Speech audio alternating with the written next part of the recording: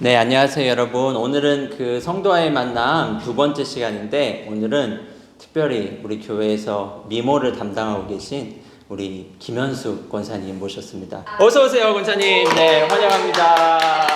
안녕하세요, 권사님. 네, 여기 보고 한번 인사해 주세요. 네. 안녕하세요.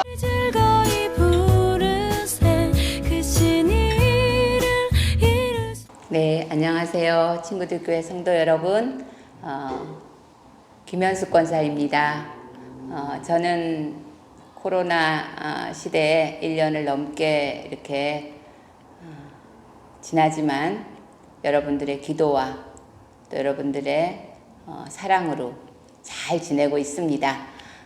저희 가족을 소개해 드리면 황종혁 장로 제 남편이고요.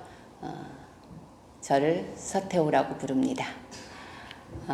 또 딸 36살, 아들 둘 데리고 지금 육아의 전쟁을 치르고 있고요. 아들 황동령이 여러분들의 기도와 정말 간절하게 원해 주셔서 작년에 드디어 취업을 하고 나주에서 잘 근무하고 있습니다. 나름대로 저희 가족들은 한 달에 한 번 가족 예배 드리면서 또 이렇게 다잡으면서 잘 지내고 있어요. 권사님이랑 이제 좀 신앙적인 이야기를 좀 나눠보려고 하는데, 교회에서 권사님이 참 이렇게 봉사도 열심히 하고 늘 이렇게 사람들을 잘 챙기시고 참 이렇게 도전이 되는 모습들을 늘 보여주고 계신데, 혹시 권사님은 어떻게 또 신앙생활을 하게 되셨는지, 또 신앙생활하면서 어떤 위기가 있었다면은 어떻게 잘 이렇게 이겨내셨는지 좀 부분들을 있다면 좀 나눠줄 수 있을까요? 네. 네. 저는 기독교 문화가 아닌 유교적인 문화가 아주 강한 엄마, 아버지 밑에서 막내로 이제 났어요. 근데 워낙 엄마가 이제 45에 저를 낳아서 노산이셔서 태어나는 날부터 저 윗목에다 밀어 올려놓고 엄마만 이제 죽을까봐 언니 오빠들이 막 울었다고 해요. 그래서 다음날 이렇게 숨을 쉬고 있어서 따뜻한 데로 내려왔다네요. 그래서 그런지 20살 이전까지 저는 사실은 컴플렉스 덩어리예요. 어릴 때는 쟤랑 놀지 마. 왜냐하면 늘 열에 떠 있었고 또 부어 있었고 이래서 전염병에 걸린 줄 알고 친구 엄마들이 이제 그런 말들이 제 귀에 아직도 있거든요. 그리고 고등학교 2학년 때 혈관 종양으로 서울대 병원에서 또 수술을 했고, 대학교 3학년 때 림프 종양으로 또 연세대학교 세브란스에서 또 수술을 했었고, 20살 이전에는 늘 죽을 거라는, 그래서 엄마가 언제나 언니들 오빠들한테 쟤는 죽거나 아니면 사랑구실을 못할 거니 뭐 시집 같은 거는 아예 생각도 못할 거니 니네들이 좀 힘들어도 쟤를 대학에 보내라. 왜냐면 부모님이 45 이렇게 나셨으니까 이미 부모님은 다 능력이 없으셨거든요. 그랬었거든요. 그래서 20살까지는 사실은 정말 숨어 있었고, 그리고 컴플렉스 덩어리였었어요. 그러다가 엄마가 그 기독교 문화가 전혀 없는 분인데도 딸을 고치고 싶은 그런 이제 것은 다 모든 엄마들의 그런 소망이죠. 그래서 순복음교회 최자실 당시 전도사님이 신유의 능력이 있다는 걸 어디서 들으셨는지 저를 데리고 초등학교 5학년 때 순복음교회를 가서 그 장의자에 눕혀놓고 계셨어요. 엄마 기도하셨겠죠. 저는 기도한 기억이 없어요. 그렇게 해서 순복음교회에서 제가 주일학교 5, 6학년을 마치고 졸업을 했는데, 순복음교회가 그 당시 아마 여의도로 옮겨가면서 저는 이제 어리고 그러니까 뭐 버스 타고 이렇게는 못 다녔던 것 같아요. 그래서 중학교 3년은 교회를 안 다녔고요. 고등학교 때 이제 교회를 다니기 시작해서 지금의 이르게 되었는데 저희 남편을 만나면서 저희 남편은 2대째 기독교를 믿고 있었기 때문에 훨씬 더 기독교 배경이 강해서 남편을 이렇게 따라가게 되잖아요. 연약할 때는 강한 쪽으로 이렇게 따라가니까 남편을 따라서 저도 신앙생활을 좀 잘 해보려고 했던 것 같아요.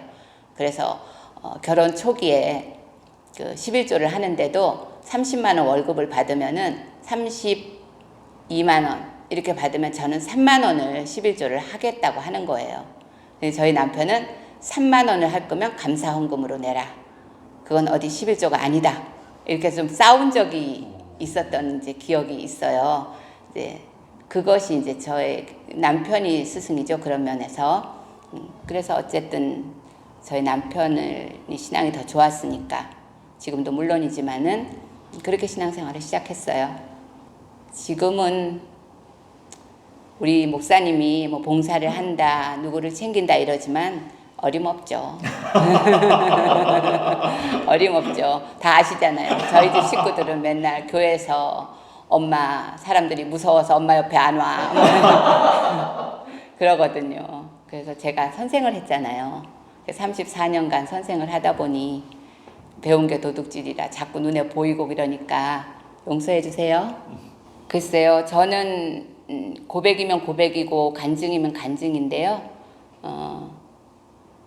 신앙생활에 어려움이 없었던 것이 저에게는 늘 축복이었고 제가 기도하는 것이 있으면 제가 놓친 부분까지 채워주셨다는 그런 간증이 저한테 있어요. 저는 생각지도 못했던 일들이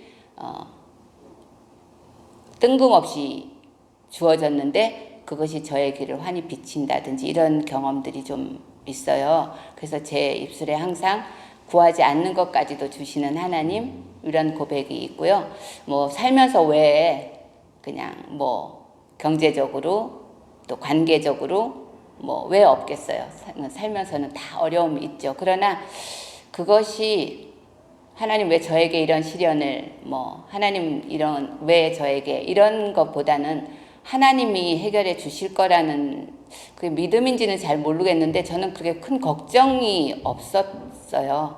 그냥 우리 동령이가 취업을 오랜 동안 못했었지만 하나님이 해 주실 거라는 믿음이 있어서 어쩐지 작년부터는 코로나 시대인데도 불구하고 자꾸 시험이 뒤로 가고 3월에 있어야 될 시험이 뒤로 가고 할 때 이제 좀 걱정이 되잖아요.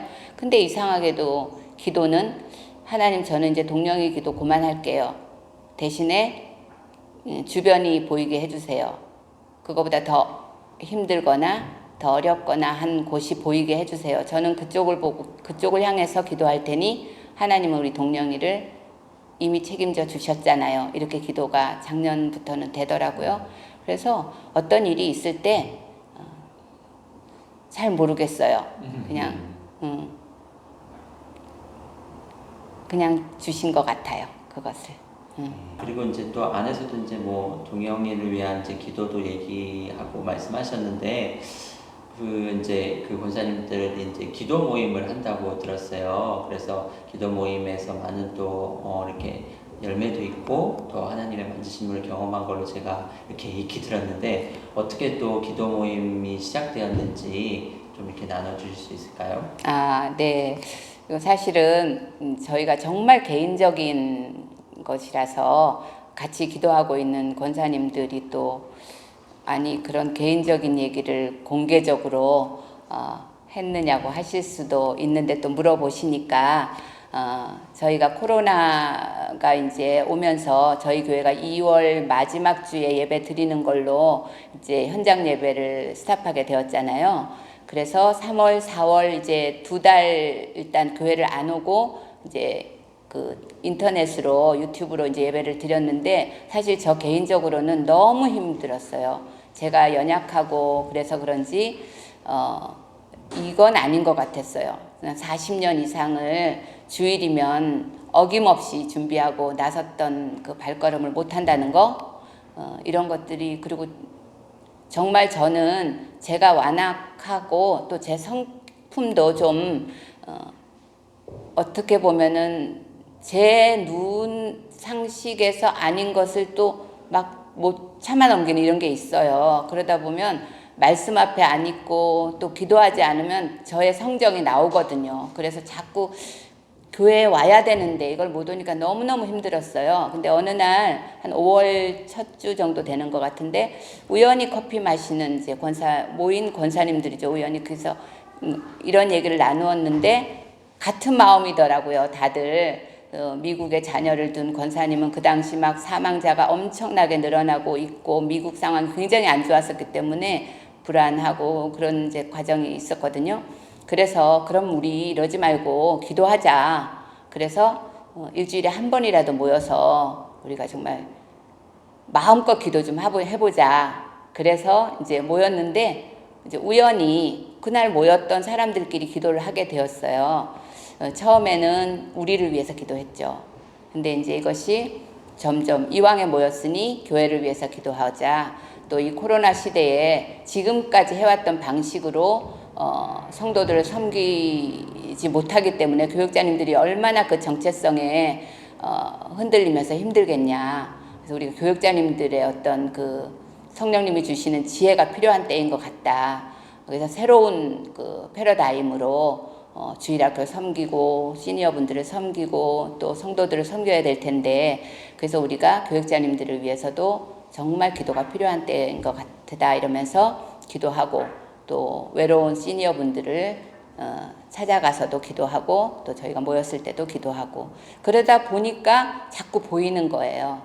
그래서 우리 3040 세대들 어린아이들 학교도 못 보내고 집에서 데리고 있는 거 얼마나 힘들겠어요. 그들을 위해서 또 기도하고 이렇게 이제 점점 영역이 확대가 되더라고요. 그러면서 작년에는 또 우리 환우들도 많이 계셔서 기도하고 이렇게 그냥 아주 개인적으로 시작을 했는데 이렇게 이제 점점점 저희들이 기도하면서도 또 그 누리는 기쁨과 은혜가 있어서 정말 기쁨으로 기도하고 있습니다. 주님을 이 날에 우리 기쁨 저희가 뭐 이제 개인적인 분들을 위해서 기도한 거는 사실 나누기가 이제 어렵죠. 다 개인적인 거기 때문에 그런 가운데서도 여러분들 잘 아시다시피 우리 송인식 성도님 뭐 호스피스 병동으로 가라는 서울대 병원의 진단을 받았는데도 불구하고 지금 수치는 다 정상이고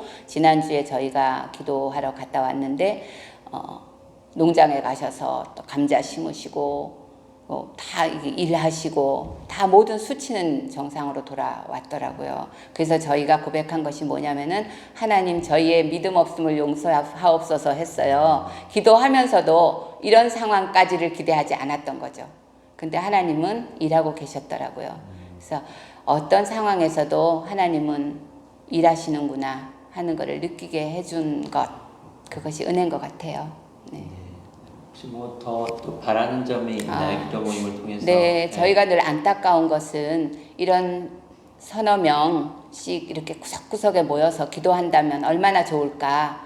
그 장소가 없으면 교회 그 G1, G2, G3도 있고 모여서 그냥 이렇게 모여서 기도하면 정말 그 기도를 하는 자가 먼저 은혜 받고 그리고 또 그 대상이 되시는 분들의 우리 중보의 기도의 힘을 우리가 알잖아요. 그래서 중보함으로 또 그분들이 또 기적을 맛보고 이런 것 같아요. 그래서 이렇게 3명, 4명, 5명은 안 되잖아요, 요즘에. 저희가 지금 4명인 것이 하나님의 뜻인가? 그런 생각을 해요. 왜 우리가 5이 아니었을까? 그 당시 4이었을까? 5이었으면 이미 중단되었을 텐데요. 그래서 그런 모임들이, 기도 모임들이 이곳저곳에서 많이 생겨나서 하나님 보좌를 흔들 수 있는 그리고 친구들 교회가 됐으면 좋겠습니다.